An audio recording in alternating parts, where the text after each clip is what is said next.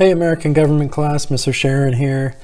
I just wanted to provide a little video here to go over some of the stuff that you've been assigned over the past few weeks. And I figured the easiest way to do this would be kind of review this Chapter 14 Presidency in Action note outline that I made available last week, because this covers most of the material. Because for the assignments I had you do, there was one on, I think it was Chapter 14, Section 1, and then there was a lot of vocab from Chapter 14, and most of that vocab is covered here. So we'll talk about that.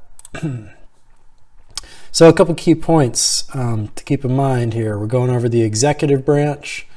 Article 2 of the Constitution is all about the executive branch. So a couple things that I would like you to remember. If you remember nothing else about the Constitution or government in general, very important to remember that there's three branches of government: the executive, the legislative, and the judicial. And there's 7 articles in the Constitution. Those are the sections. They call them articles. So there's 7 sections or articles in the Constitution. And the first 3 are the ones I'd like you to remember. Article 1 is legislative. Article 2 is all about the executive branch and the president. And Article 3 is about the judicial branch. So when we talk about the executive article of the Constitution, we're talking about Article 2. So over the years, there's been a huge growth and expansion in presidential power. So technically, the power that President Trump has right now is exponentially greater than what George Washington had as the first president of the United States. And some of the reasons for that is just because things have become a lot more complicated today. The population of the country has grown substantially. When the country first started out, it wasn't much bigger than the size of Connecticut population-wise. And now we have about 330 million people. There's 50 states today. We know there were only 13 states when the country started out. There was, as far as transportation goes, it was horse and carriage. That was it when the country started. Now you have airplanes, you have ships, you have cars, just anything you can imagine. We have computers now, the internet, we have hospitals, we have schools. So all this stuff has made the world a much more complex and complicated place. Because of that, we argue that the leader of the United States, as it has grown more complicated, needs to have more power in order to keep everything under control. So another reason that presidential power has grown over the years is because it's kind of become tradition that the president's expected to come in and make major decisions when there's a big national emergency, or especially if there's some type of war. We saw it back when there was a massive oil spill in the Gulf of Mexico when President Obama was in office. We saw this with Hurricane Katrina with George W. Bush, and we're seeing it unlike we've ever seen before, probably right now with President Trump and the COVID-19 outbreak. He's expected to get out in front of the country every day and make speeches and update us on what's going on and what his plans are moving forward. You probably heard yesterday he was on the verge of making a decision that would have quarantined New York, New Jersey, parts of Connecticut. That didn't end up happening.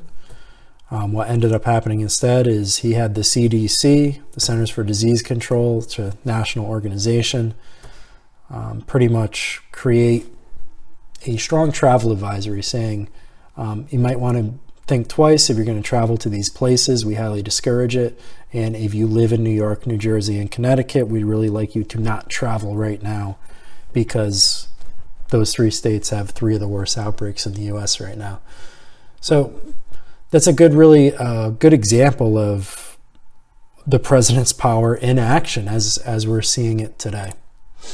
And then we looked a couple of years back, we had a very active hurricane season, and every time a hurricane hit somewhere and there was a really badly affected area, President Trump was expected to show up, make his presence known, and give the people some sense that he was doing something to help.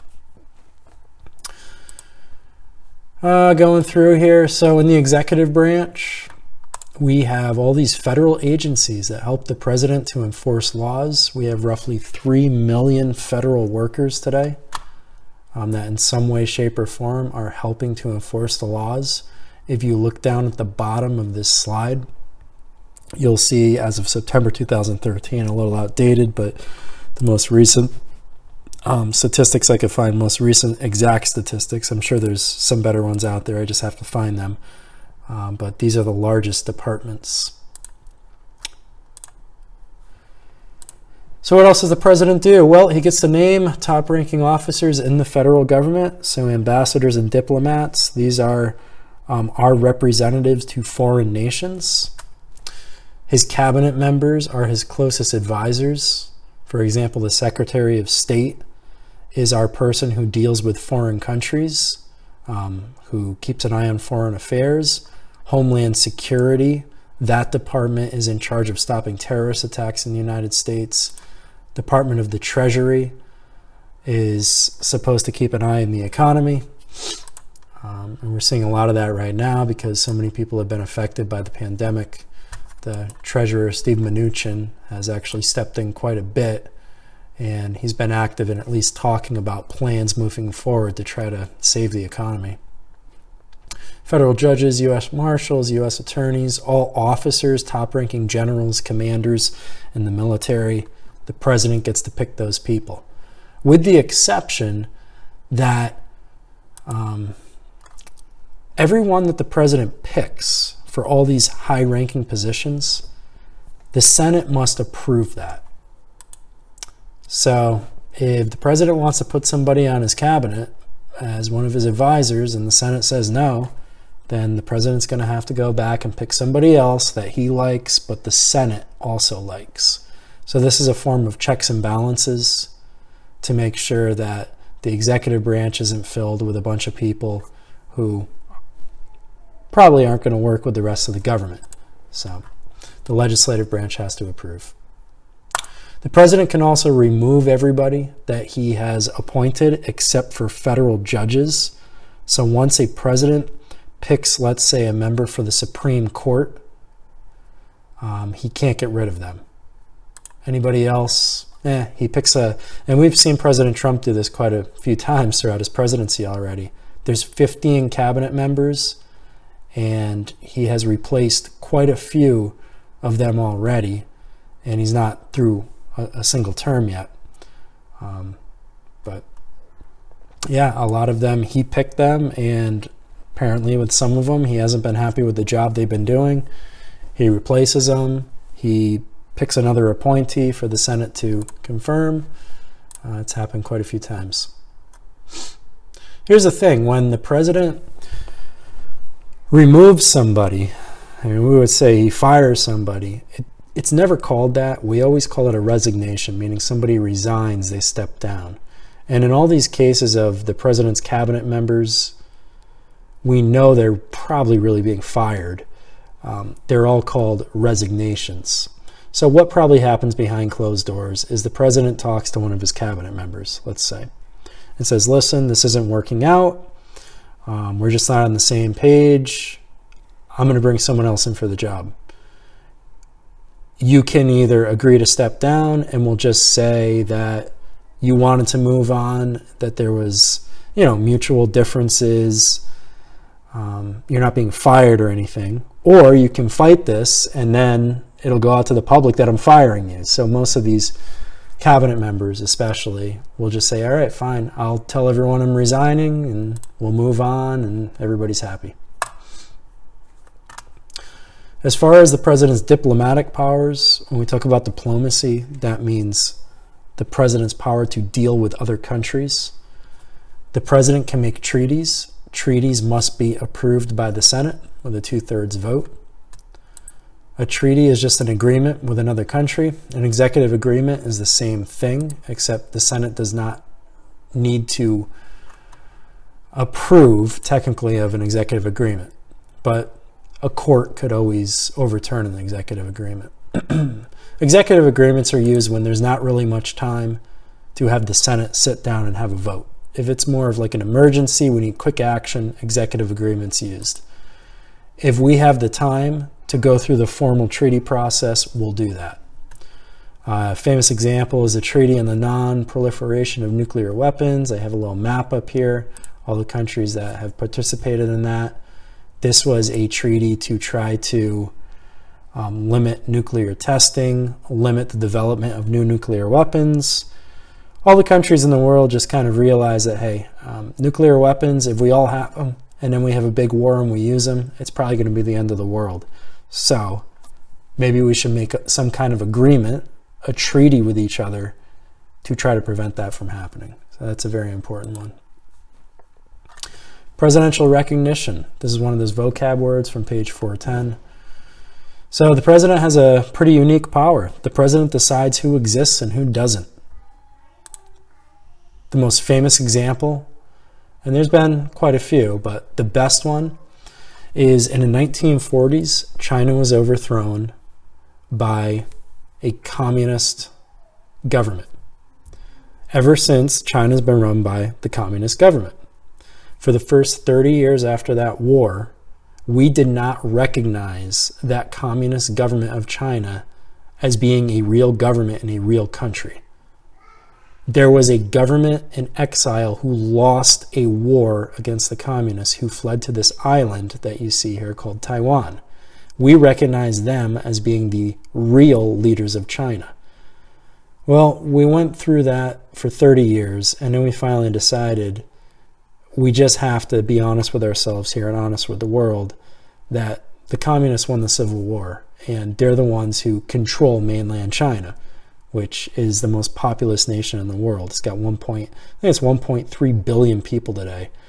Roughly, between 5 to 10% of the world's population lives in China alone. So we decided to finally recognize them as a real country, a real government that we would talk to, that we would work with, that we would recognize. So that's presidential recognition. I have a list here of presidents who were involved with the military. George Washington more so before his time in office. Presidents, they use combat forces. And oftentimes they've used combat forces in foreign nations without Congress declaring war. Technically, for us to go to war, Congress needs to declare war. And that hasn't happened in a long time, not since World War II. Korea and Vietnam are the most well-known undeclared wars. Afghanistan and Iraq are also technically undeclared wars. No formal statement of war was ever made by Congress. But still, even if war has not been declared, the president has the right to use his commander-in-chief powers to give the military orders to carry out attacks. Now, if you look at this slide, the War Powers Resolution passed at the end of Vietnam, the end of the Vietnam War, placed limits on those powers. So today, if the president wants to deploy soldiers to another country for a combat mission, he has 48 hours to get in front of Congress and explain why he's doing it. And then Congress gets to decide whether or not they approve of this combat. And if they don't think the president has a good reason to send soldiers to another country to fight, then the president will have to bring the soldiers back. But the president does have a certain number of days that he is allowed to let soldiers participate in combat. So this is kind of a compromise to really limit what the president can do with the military. So Congress will have some say in that. The legislative and judicial powers, we've talked about vetoes. Pocket vetoes and line item vetoes are a little more complicated. We'll just not talk about line item vetoes right now because that's not something that the president can do. That was viewed as unconstitutional. But if the president doesn't like a law that Congress has brought to him, he can veto it. Congress has a chance to vote on the law again, and if 2 out of every 3 representatives in each house of Congress vote yes the second time around, the law is, it becomes a law. The veto gets overridden. They can actually stop a president from vetoing a bill. We'll skip over pocket veto for now. That's really more for the AP class, I think. And just look here. Here's a table of 10 presidents who have vetoed the most bills in U.S. history. Franklin Roosevelt had a lot. There's a couple of reasons for that. Franklin Roosevelt was elected to 4 terms in office. He was the longest serving president. He was also in office during one of our worst economic crises of all time, the Great Depression, and our greatest wartime crisis of all time, World War II. So there were a lot of laws being passed at the time, a lot of bills being proposed, so he had a lot of opportunities to veto those. And if you look at how many times vetoes get overridden, look at FDR, for example, Franklin D. Roosevelt, he only got overridden 1% of the time. So usually when a president vetoes a bill, it stays vetoed. And the president's not going to usually veto a bill unless he knows that he's not going to get overridden.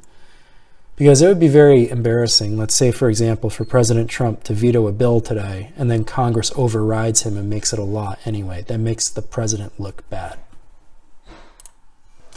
Now, this is really interesting, and I had a whole assignment about this. The president has powers of clemency, so these are his judicial powers. He can kind of interpret the law and make judicial decisions.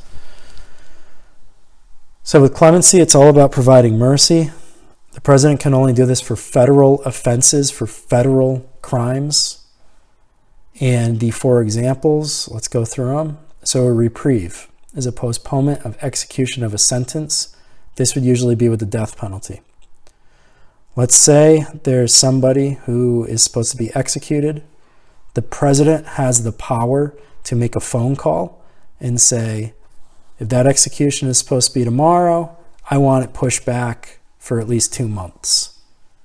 The president might do this if it's a high-profile case, and if it's a high-profile case where a lot of people believe that the person about to be executed was not actually guilty of the crime, offering a reprieve will give the person who's been accused of the crime a little more time to prove their innocence. It will give their lawyers more time to try to come up with some new evidence. So reprieve. You have a pardon. A pardon would be complete forgiveness for a crime. So for example, if somebody was on death row and the president gave them a pardon, it's not just their execution being delayed. They're not on death row anymore. They're out of prison. They have no criminal record. Any trace on their record of them ever committing a crime would be completely erased. So presidents have the power to do pardon. That's probably the most powerful one here, along with amnesty. You also have a commutation, reduce the length of a sentence or a fine imposed by a court.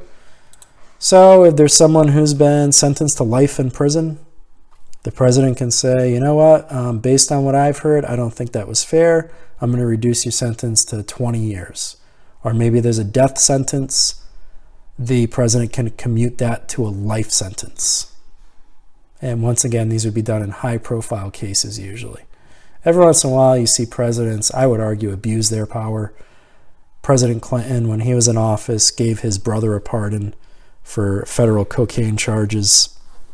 And that's pretty unpopular when you use the pardon power on a family member. But some presidents do it.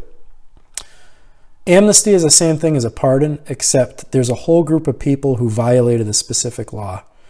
And the 2 best examples we can talk about, number 1, in the Vietnam War, many young men were drafted. If you did not report for military service when you were drafted, that was a federal crime. You would be locked up in prison for a long time. Well, a lot of people didn't report. They fled to Mexico, they fled to Canada, so they wouldn't have to go and fight in the Vietnam War. A couple of years after the Vietnam War ended, President Jimmy Carter said, hey, you know what? The Vietnam War was very unpopular. A lot of Americans didn't like the fact that we ever fought in this war. They didn't understand the conflict. So I am offering amnesty, which is a blanket pardon, a pardon to everybody who evaded the draft. Essentially, you can come out of hiding. If you fled the country, Canada, Mexico, you can come back to the United States. We're not going to put you in prison. You're going to be free. We're just going to forgive it altogether. This one's kind of complicated. I think it's a little controversial because personally, if I was a parent and my son was drafted to fight in the Vietnam War and he listened to his country and he went and he died fighting after being drafted, and somebody else fled the country and was able to live the rest of their life because they did not heed the call of their country, I would have been pretty upset if they were given a free pass on this without having to serve some kind of prison time. But it was an unpopular war. I guess you got to look at both sides of these things. The other big example of amnesty is with illegal immigration. It's been done a couple times throughout history where presidents will say, I'm going to offer amnesty to anyone who's been here in the United States illegally for a certain number of years, usually about 5 years. If you've been here for 5 years illegally and you haven't committed any other crimes aside from being here against the law, we are going to give you a pardon. You can come out. We're not going to arrest you. We're not going to deport you. If you can prove you've been here that long, we'll give you a green card, so you'll be a legal resident, and eventually you'll be eligible to apply for a citizenship test. So amnesty for illegal immigrants has come up several times, especially in recent history. All right, so that's a basic overview of that PowerPoint and really a lot of the material that you're covering on the assignments that I assigned to these last few weeks. So once again, I hope everyone's doing well. And if you have any questions about anything so far, please reach out and reach out by email. I'll be glad to help you. And we'll be setting up some kind of Zoom conference for later this week. Have a good day.